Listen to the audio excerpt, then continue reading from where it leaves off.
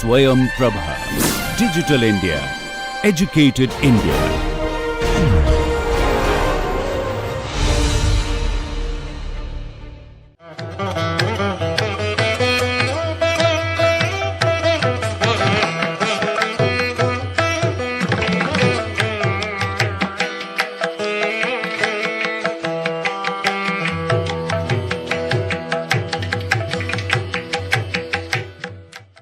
Namaste. Now we move on to the chapter on Gati Prachara. The 13th chapter of Natya Shastra describes the various movements, actually the gaits or the walk for the dancers and the dramatists. This chapter, according to the text of Manomohan Ghosh, because there are many versions which have 12th chapter as Gati Prachara. So, according to the publications, we see in this publication of Manomohan Ghosh, we have this 13th chapter at Gati Prachara. The first shloka says, Evam Vyayama Samyoge Karyam Mandala Kalpanam. So, as we saw, the charis and the combinations of charis as mandalas, after that, Ataha Param Pravakshyami Gatistu Prakriti Sthitaha. He says, I will hereafter describe the gati or the gaits suitable for different characters in a play. So, the shloka, second shloka says, Tatra upavahanam kritva bhandavadya puraskritam yata marga kalopetam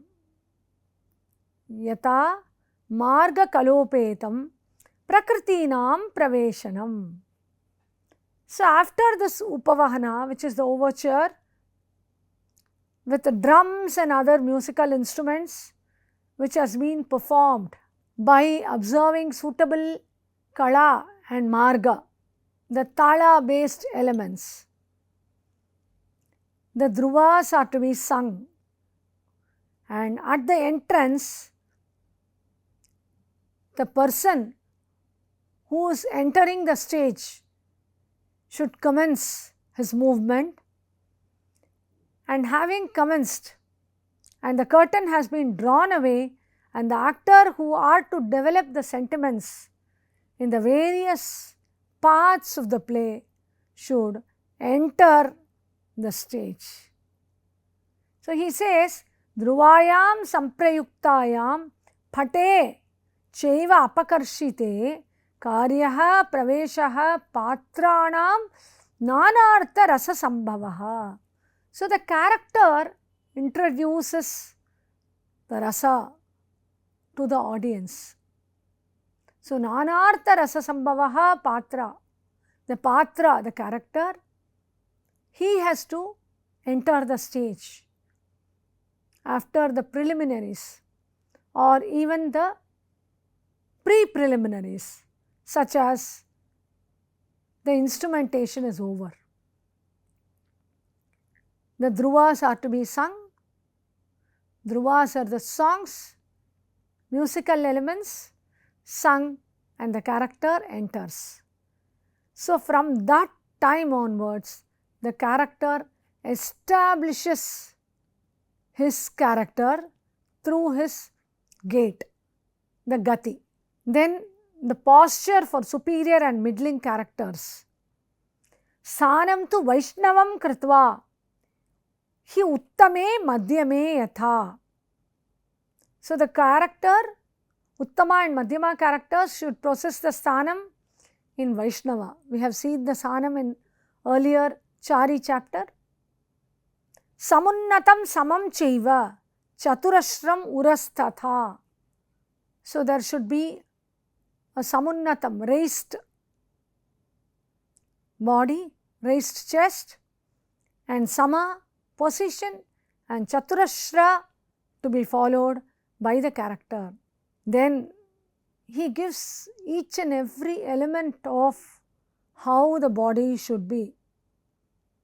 He says, Bahu Shirshe Prasanne cha na ati ukshipte cha karayet Griva Pradeshaha Kartavyaha Mayuranchita Mastakaha Karnad Ashtanguliste cha Bahu Shirshe Prayojayet Urasaschapi Chibukam Chaturangula Samsthitam Hastau Tateva Kartavyau Kati Nabhi Tatastitau Dakshino Nabhi Samstastu Vamaha Kati Tatastitaha. So he says the chest is to be raised in Sama and Chaturashra, as we saw. Then the shoulders are tressed, not very much raised. The neck as graceful that as of a peacock. The shoulders 8 angulas apart from the ears, should not be raised. The chin 4 angulas apart from the chest, just here on the right place, and the 2 hands respectively, one on the navel and one on the waist. Then of course the sthana we saw is Vaishnava sthana. So there can be 2.5 talas apart, space between the feet. Raising of the feet should be done accordingly per measure. Padayor antaram karyam dvau talau ardhamevacha. 2.5 talas in between pada. Pada ukshepastu kartavyaha swapramana vinirmitaha. Chatustalo dvitalascha ekatalas tataivacha. It can be 4 talas raised, or 2 talas raised, or 1 tala raised. We can have it as the 3 varieties of characters. He says, Chatustalastu devanam, parthivanam tataivacha. So the gods and kings, there should be 4 talas high, raised high. The middling characters, dvitalaschaiva madhyanam talaha. Stri nichalinginam tritala. So he says dvitala, that is 2 talas for madhya characters, and for the nicha characters and the lady characters it can be just 1 tala, need not raise the leg up. Then he also gives the time taken for lifting and dropping the leg. Chatushkalo ata dvikalastatha hi ekakalaha punaha. Chatushkalo hi uttamanam, they will take the steps slowly and keep. Madhyanam dvikalo bhavet, dvikala, the tala, dvikala, little slower and little faster. Cha ekakalaha pato nichanam samprakirtitaha. So the time required for the steps will be 4 kalas for superior character, middling type 2 kalas, and inferior type single kala.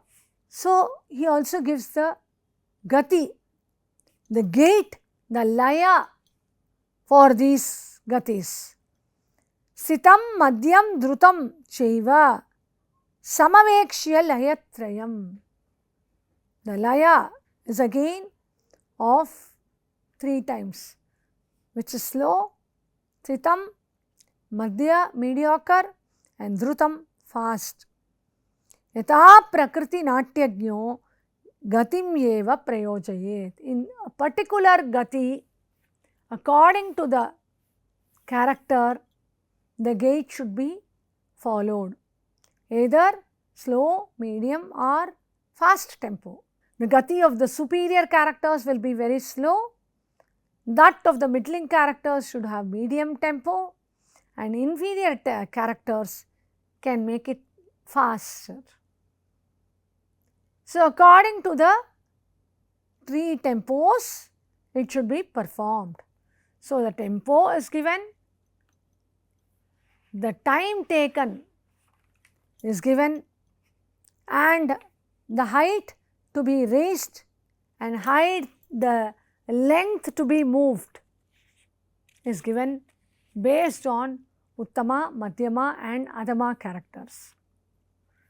Thus, these are the rules regarding the tempo, the timing, he says. Then he talks about the natural gait, how it should be. Swabhave tu uttamagato karyam janu kati samam yuddhachari prayogeshu punaha sthanasamam bhaved. In the normal swabhava, regular walk for the uttamagati, for the uttama characters, janu kati samam, the leg can be raised, the knee can be raised till the waist. But during the yuddha, fighting sequences, the knee can be brought in till the chest. Now he talks about the charis, especially during the walking. He says, Parshvakrantaihi, Salalitaihi, Padair Vadyanvitairatha. With the graceful steps of the Parshvakrantachari, in the accompaniment of the instrumental music, the actor should go 5 steps in an uniform manner towards the corner of the stage, and then he should move in the Suchi Chari by putting forward the left foot first and then the right foot afterwards. So, he is entering onto the stage with the Parshvakranta, and then he moves on with the Suchi Chari, and then turning around, he should go 5 steps to the next corner and then move again with Suchi Chari by putting forward the left foot and then the right foot. Next time, he should again go towards the musical instruments, thus completing nearly 21 steps, going and turning back around. He should again move in Suchi Chari. So, that is how he circumambulates the stage, the Ranga. Range vikrishte bharatena karyo gatagataihi padagati pracharaha. So, in an oblong vikrishta type of stage, the actor should make elaborate foot movements because it is a big stage. But in the triangular and square stage, it can be small accordingly, he says. So, based on the stage size, again the steps will reduce, the number of steps will reduce. Again, one more addition which he says is, when the character is walking along with his equals, the basis of the tempo will be according to his own ranking. Either if he is a Uttama, he will walk only of Uttama nature. So, accordingly, but when anyone is walking accompanied by persons of middling and inferior characters, will be little faster with 4 colors, 2 colors and 1 color respectively. Then he talks about the characters like gods, Danavas, Pannagas, Yakshas, kings, Rakshasas, etc., and how they have to move on the stage. All other dwellers of heaven will have steps of medium width, but those among them who are majestic should have a gait similar to the gods. So, the kings and gods have more majestic gaits. This chapter talks about gait especially. Now, based on the kala, laya, the stage, so the characters from where they move to the place they have to reach, accordingly, not only based on that, the situations and the conditions, the rasas, based on these, the characters have different gaits. So, he moves on now to the gati of the king, Raja. There is a question. The sages ask, if the kings are human beings, why should they have a similar gait of God? For that, Bharata says, why should not the kings have the gait suitable to the gods? In drama and dance, the characters are divine, semi-divine and human. And of these, the nature of the gods are divine, the kings are semi-divine, and that of others are known as human. So, for kings have been described in the Vedas, and the Adhyatmas, Upanishads have been made up of parts of different gods. Hence, there cannot be a fault in kings also imitating the gods, is the answer given by Bharata here. So, this is the rule of gait in ordinary walking, he says. But for the gait in case of hurry, insanity, anger, etc., it will not apply. It will differ accordingly, he says. Now, he talks about the gait under special conditions. Sarvasam prakritinam tu avasthantara samshraya. Based on the avastha, that is the situation, it has to be modified. Accordingly, the superior Uttama, Madhyama and Adama characters. As the kala is already given, 4 kalas, 2 kalas and 1 kala. Accordingly, the 4 can be 2, the 2 kala can be 1 and the 1 can be half, he says. He adds about the tempo of gaits in special conditions. Jwararte cha, kshudarte cha, tapaha shrante bhayanvite, vismaye cha avahitte cha, tatha autsukya samanvite, shringare chaiva, shoke cha, swachanda gamane tata, gatihi stitalaya, karyadhi kalantara patita, punaschintanvite chaiva gatihi karya chatushkala. So, he says, in the case of the attack of fever, hunger, fatigue due to austerities, panic, surprise, dissimulation, uneasiness, love in separation, sorrow, and in walking in ease, steps should be of slow tempo, falling at the interval of more than 4 kalas.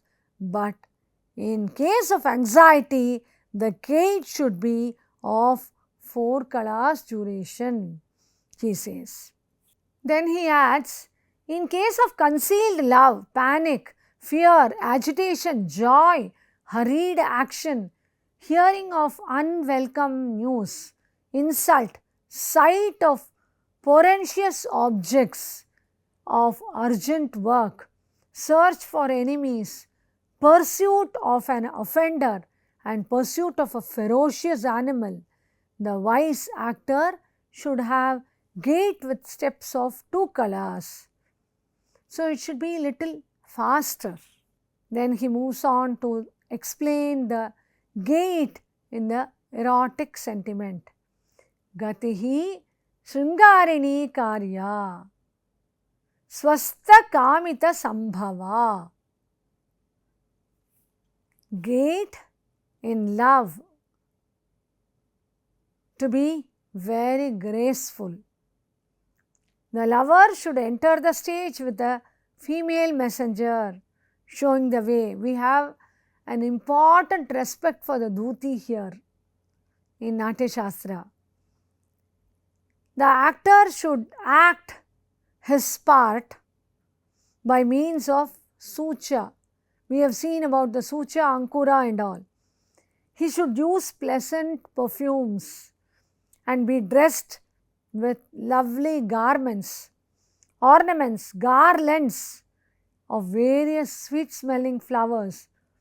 He should walk with graceful steps with the slow tempo of Atikrantachari. The legs should be kept apart and his limbs should have Saushtava. Now we know about Atikranta and Saushtava. Then he should move with a proper tempo and thala, laya and thala. His hands should always follow the feet. This is also given earlier in the chapter. The former should be raised along with the falling of the latter. That is the hand and the leg, he says. And with the raising of the latter, the former should fall. The opposite way, when you walk, when the leg raises, the hand goes behind. And the hand goes forward, the legs goes backwards. So this is a very common movement. So this is explained here, and he also adds about the concealed lover. So the hero has to dismiss the servants and the lover has to walk during the night time with the female messenger.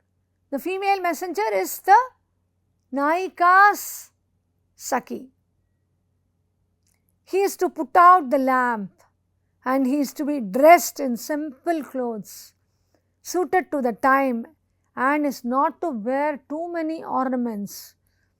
In making love secretly, a person is to walk in company of the female messenger with slow and silent steps, being apprehensive of sounds.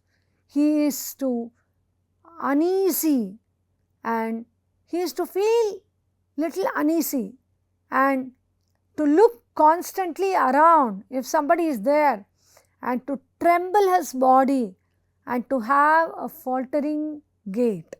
So this has to be performed by the actor as a secret lover when he moves on to look out for the Naika, the heroine. So when you see all these, what Bharata has given, this is what we still follow in our dance and drama traditions. We have these movements which has come far away from the early centuries till now. Of course, there are slight modifications in the body movements, but this has been still in vogue.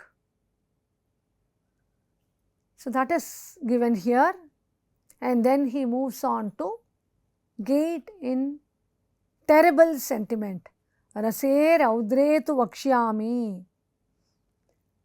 daitya rakshoganan prati. So this is for daityas and rakshasas and nagas. Terrible sentiment, and in this terrible sentiment, terrible can be in the makeup, in the limbs or by nature. Three types.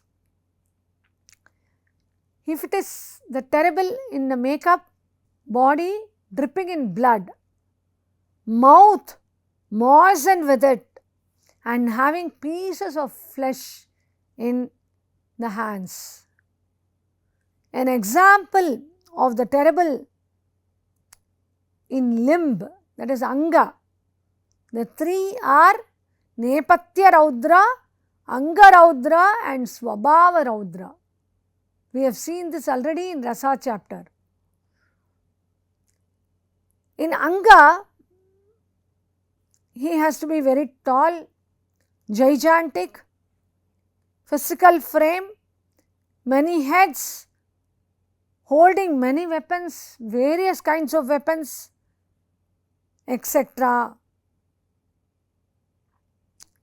By nature, if it is Raudra, then he will have a terrible eye, terrible eyes, looking eyes, tawny hair, black in complexion, rough voice, and the person always scolding the other person who are walking by his sides and raising the feet more high. Take steps 3 talas wide, and this is a gait resembling the Swabhavaja. So, it is for Nepatya Raudra, Anga Raudra and Swabhava Raudra. Next, gait and odious sentiment. Ahridya pramahiyatra shmashana ranakashmala. He says the gait of the person walking on the smashana, battlefield like, or the cremation ground. Battlefield or cremation ground, which is to be very gruesome and should be used in acting in connection with the odious sentiment. So, it can be in these places.